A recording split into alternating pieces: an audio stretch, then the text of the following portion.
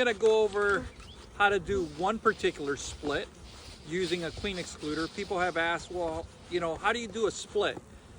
The answer to that, it's a little complicated because there's multiple ways of doing a split. I'm gonna show you a few ways of doing a split. I'm gonna break it up into 3 different videos. And so here goes the first one. So first of all, you wanna get your smoke going nice. And you're gonna smoke the entrance. I'm gonna pop up the lid. There's a pretty good bee population in there. And then what I use is a queen excluder. Now this particular way of doing a split takes a little bit longer.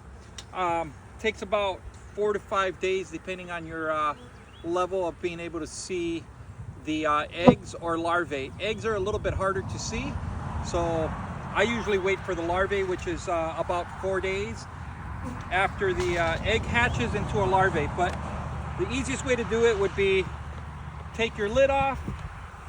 I set it on the ground, face up. Take my top box and I just go ahead and put it sideways so I minimize the amount of bees that I kill. I use a queen excluder. You could use both metal or a plastic queen excluder. I'm not even looking for the queen at this point. Put the box back on, the top brood box. Put your queen excluder and you're done.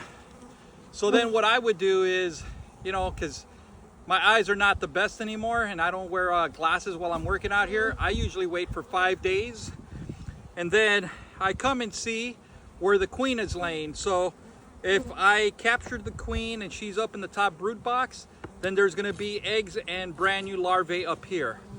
If she is down at the bottom when I did this, then she's gonna be at the bottom brood box, and then that's where you'll have your eggs and larvae.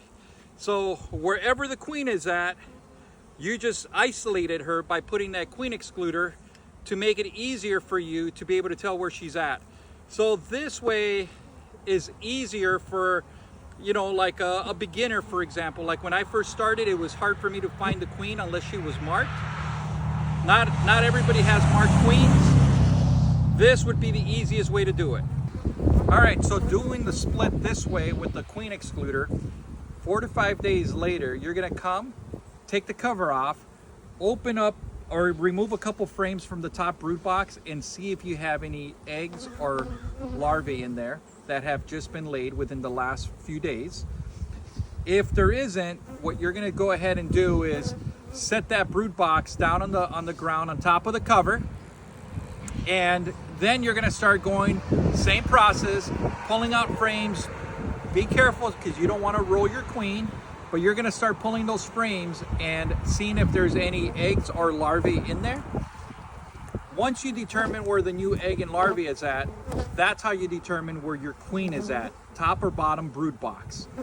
Once you determine where that's at, then you can go ahead and take the top brood box, put it on a separate bottom board or a pallet like we use, and whichever one has the new eggs and larvae, that's where your queen is at.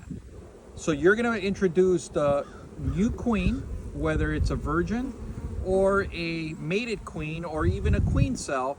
You're gonna introduce that to the brood box that does not have the new eggs and larvae. Easy way to do your split. By the way, remove your queen excluder and don't put it back on. Have a good day.